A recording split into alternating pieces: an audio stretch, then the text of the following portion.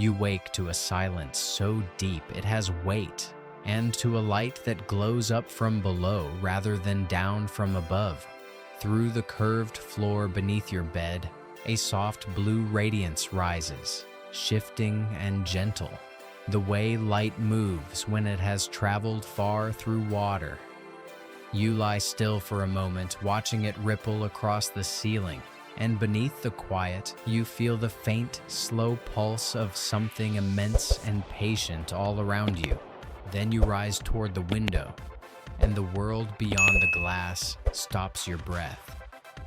You are not looking out at sky. You are looking out at ocean, a vast dark sea glowing faintly with its own light, and you understand where you are. You have woken far from the sun, beneath the frozen shell of Europa, inside the hidden ocean of one of Jupiter's moons. You stand, and your body settles with a comfortable weight, though you know it is made, spun gently to hold you, as Earth once did. You step out, and your home opens into a wider space, and through the long windows that line it, you see the ocean stretching away into glowing blue depths, lit not by any sun, but by the slow living glow of the sea itself and the soft lights of the city woven through it.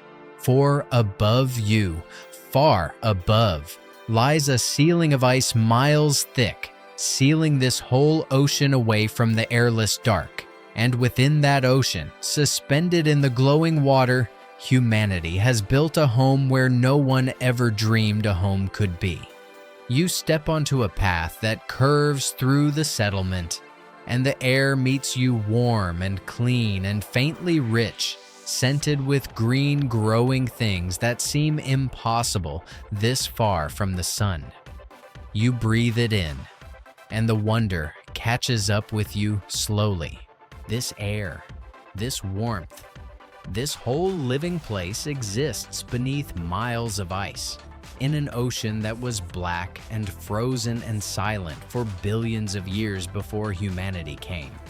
Everything here was carried across an unimaginable distance or grown in the dark by people who refused to believe that even the buried sea of a frozen moon was beyond their reach. A small craft drifts up to meet you, silent as a thought, and you step inside.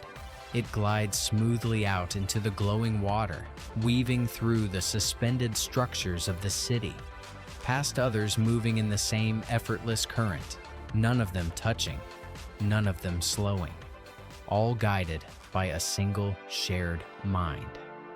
There is no pilot and no waiting. You watch the blue depths slide past, and you realize the people who built a city inside a buried ocean carried none of the old chaos with them. They brought only what was worth bringing across all that distance and dark. The craft carries you toward the settlement's edge, and you discover how a city lives beneath the ice of a frozen moon. The warmth here does not come from the distant sun, which is only a bright star in a sky no one can see. It rises instead from the moon itself, from the deep heat born of Jupiter's great pull kneading Europa's heart, a warmth that has kept this ocean liquid through the long ages of the dark. You understand that humanity did not bring life to a dead place.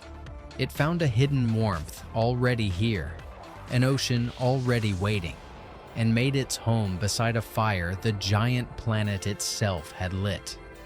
You rise to a wide commons where children have gathered in the glowing blue light, and you wait for a school and find only wonder.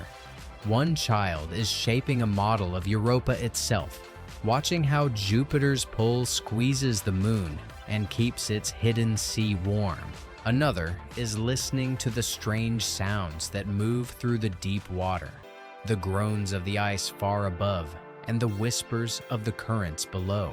A patient presence guides each of them along the thread of their own curiosity, and you realize these children are growing up inside a buried ocean on a moon of Jupiter, and finding it as ordinary as you once found an open sky. You pass people as you go, and you notice their unhurried ease, the absence of the old gnawing worry. You meet the eyes of one who seems no older than 40, and somehow you know they have lived 2 centuries or more, perhaps among the first ever born beneath this ice. The long life reached even here, to the buried sea of a frozen moon. Bodies are tended quietly and always, so that age became a long open plateau rather than a falling away.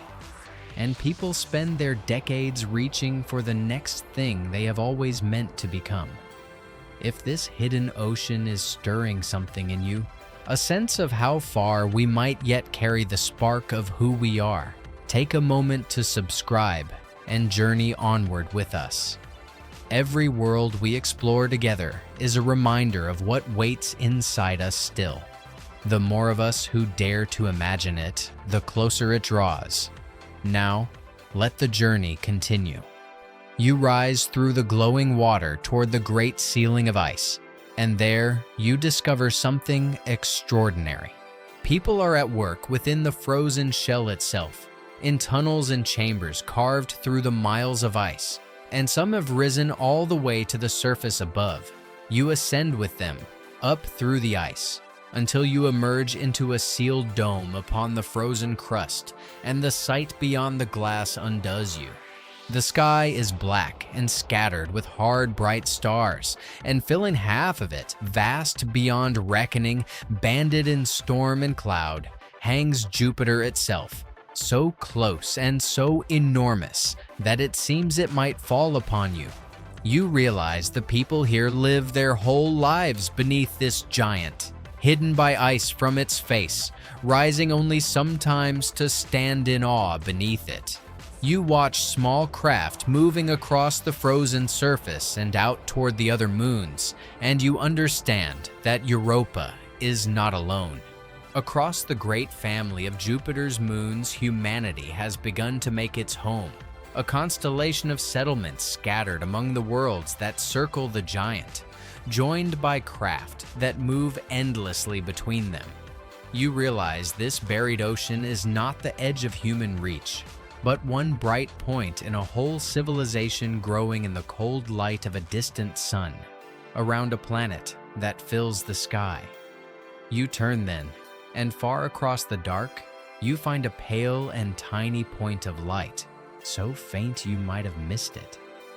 It is the sun, no larger than a bright star, and somewhere too small to see within its glow is Earth, the first home, the cradle, impossibly distant now.